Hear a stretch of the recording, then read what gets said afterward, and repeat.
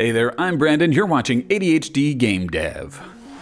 Welcome back. Good to see you today. I want to talk about a topic that's been rattling through my mind for a while, and it is called coding or developing like an artist, which is what I do upon reflection, looking at the way that I approach making video games. Now, some of you out there are going, oh yeah, that's vibe coding. I don't care what you say. You're not my mom.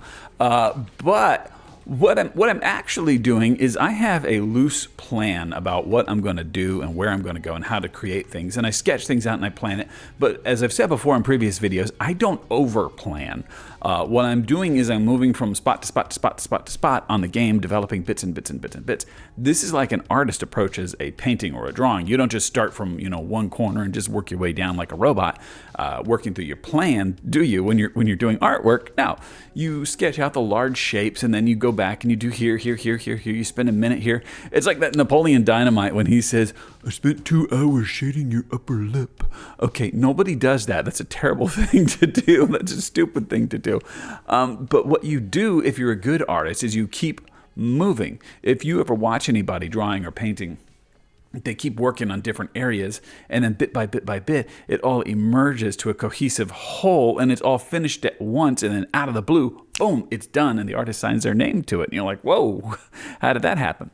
So when you apply that to developing a video game, like I said, I do have a conceptual plan, but I think that as a solo dev and as an ADHDer, but definitely as a solo dev, it would be a total waste of time to overplan a game when you haven't even gotten a chance to get your hands on the controller and play it. Okay, making a game that is fun and is appealing and that is giving you energy and joy as you make it is critically important. And so it is partly about, it's not just about doing the fun parts or the interest-driven parts. That's not what I'm talking about. I'm not saying you put off all of the boring parts till later.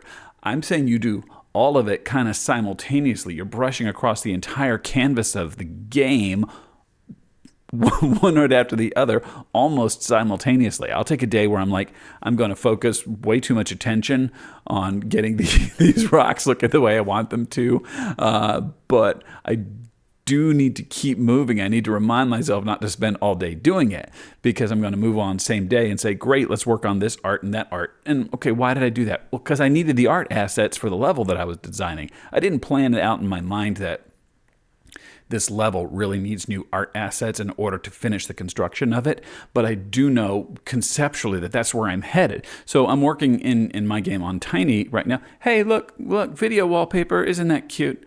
It's cute. That I know that I need to work on the level, and I can't build a level without the assets.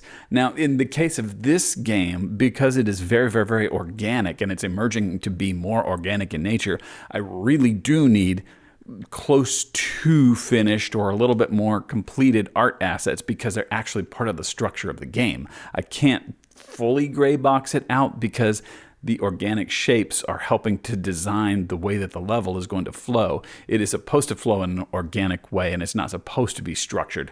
The entire game is not supposed to be structured. As a matter of fact, the way that I planned the game in the first place was that you'd have a hub area that you go back to, you explore in the overworld, and then you enter into levels. They launch into a zone that you're doing kind of a structured experience in that area. Okay, then when I started working on the game, I found out that some of the tools that I had started leaning on that I was enjoying and following because of joy, because of interest, because of passion for it, like the terrain tools I was using, they really leaned into more of a quasi-open world to where things just flowed from one level to the next, and I didn't need to isolate the levels. So now I'm thinking, well, I got to optimize for that, right? So now, without even planning it, without putting it down on paper and saying that I need to do it, I just instinctively know that I'm going to have to go and optimize some of these assets to make sure that they're not going to be too much of a load on the system. So I'm spending time optimizing, and then I'm spending time working on the quest system, which needs to refine and refine. I'll finish it halfway and then go on to something else and then circle back and make it better later on after I finish the next zone. You see, if I get too focused down in the weeds one day working on a quest system, I won't get into making the next area, the next level that I need to make, which is, again, more of a concept in my head, and it's evolving and changing through gameplay. I was going to plan on making more of a cavernous, underground exploring kind of a thing, but I realized that the way the game feels and the way the assets move, they don't really lend themselves to that kind of gameplay. And I don't think it really goes into the vibe of the game, the feel that I'm getting from the game that I'm enjoying. So I'm exploring the joy and I'm letting that energy be part of the guiding force of making the game. So I've got plans and I've got ideas, but they've got to be loose and I've got to scrap them and come up with new ones as I go along. So interesting. Anyway, I call that game dev like an artist. So I hope that helps you. You probably heard other people talk about this using other terms in derogatory ways or complimentary, but I think it's absolutely critical as a solo dev to keep your ideas loose and to keep making forward momentum. Like I said in a previous video, progress, not perfection. Also a good one to watch. I hope you'll subscribe. There's lots of great information around here. Nice group over on the Discord that chats as well. We're getting things going. We're making progress. We're encouraging each other. I'm so happy to have you here. I hope that you will be awesome today. Bye, everybody.